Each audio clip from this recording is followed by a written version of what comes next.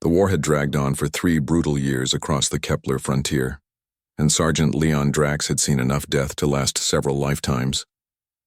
The Felinar Empire had struck first, believing humanity to be easy prey, soft creatures clinging to their backwater planets.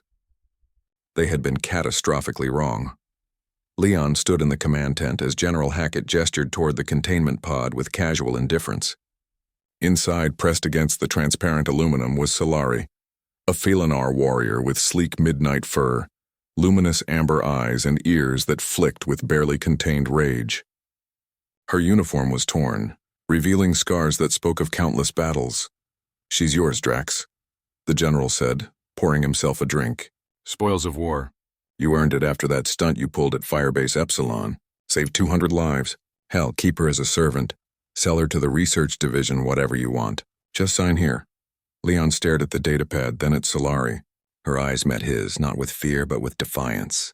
She was a warrior, he realized, not so different from himself. Behind those alien features was someone who had fought for her people, just as he had fought for his. "No, sir," Leon said quietly, pushing the datapad back across the table. The general's eyes narrowed. "Excuse me? I don't want her, sir. I want her released." The tent fell silent. Several officers turned to stare. The general's face darkened. "Sergeant, that's not how this works. She's enemy combatant property, lawfully acquired under Protocol 17. Protocol 17 was written by people who've never held a dying soldier in their arms." Leon interrupted, his voice steady but firm. "Sir, with all due respect, I didn't join this war to become a slaver. We're supposed to be better than that." The general slammed his glass down. "Better? Drax, these animals glassed New Nairobi. They killed 8 million civilians. And we've killed plenty of theirs," Leon replied. "When does it end? When we become exactly what we're fighting against?" He looked back at Solari. "She's a prisoner of war. She deserves to be treated according to the Interstellar Convention." For a long moment the general simply stared at him. Then, surprisingly, he laughed, a bitter, tired sound. "You're either the bravest or the stupidest man I've ever met, Drax." He waved his hand dismissively. "Fine, take her.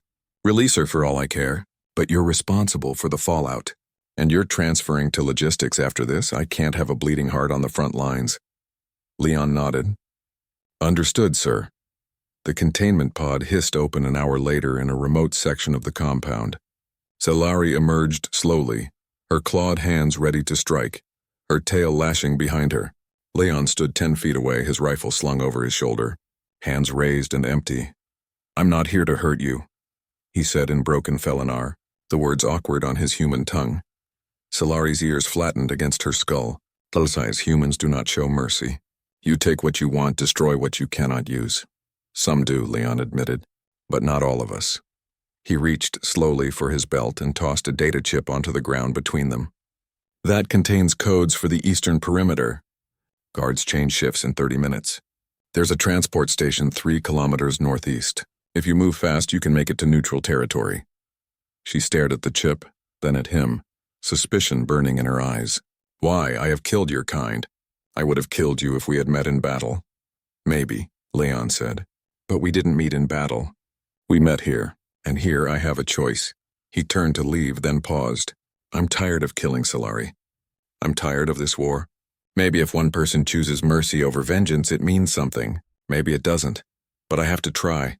You know my name," she said softly, her voice losing some of its edge. "I made it my business to know," Leon replied. "You're not just enemy combatant number 743. You're Solari of the Silver Claw Battalion. You have a family on Felinar Prime, 2 cubs and a mate who think you're dead. I read your file." For the first time, emotion cracked through her warrior's facade. Her ears drooped and her tail went still.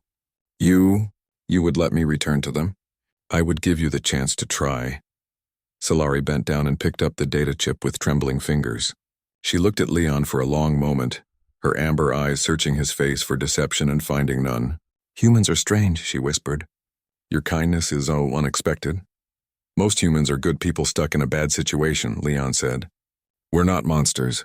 We're just scared, tired, and far from home, like you." She nodded slowly, understanding passing between them despite the gulf of species and conflict. "If I survive," she said carefully, "I will remember this. I will remember that one human chose honor when he could have chosen cruelty. That's all I ask. Solari moved past him toward the perimeter, then stopped and looked back. What is your name, human? Leon Drax. Thank you, Leon Drax. You have given me back my life. That is a debt the Felinar do not forget. She placed her clawed hand over her heart in a traditional salute. May your path be swift and your aim true.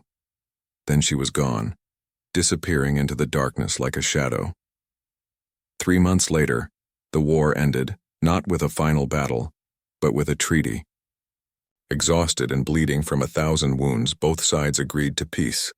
Leon had been transferred to logistics as promised, spending his days managing supply chains instead of firing lines. The summons came unexpectedly, a private transmission marked with Felinar diplomatic seals. When Leon opened it, Solari's face appeared on the screen. She looked healthier, her fur groomed and her eyes bright. Leon Drax, she said, and there was warmth in her voice. I made it home. I hold my cubs again because of you.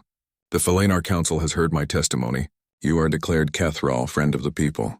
You will always have sanctuary among us. Leon felt something he hadn't felt in years. Hope. The war is over, Solari continued. But the healing is just beginning. Humans and Felinar must learn to live together now. It will be difficult. But I believe it is possible. Because I met a human who valued life over vengeance, mercy over hatred. Leon smiled, his scarred face crinkling. We all have to start somewhere. Indeed, Solari agreed. Perhaps with one small act of kindness. One choice to do what is right even when it is difficult.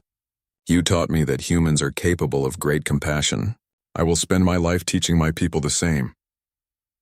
As the transmission ended, Leon leaned back in his chair and looked out at the stars. The war was over. The killing had stopped.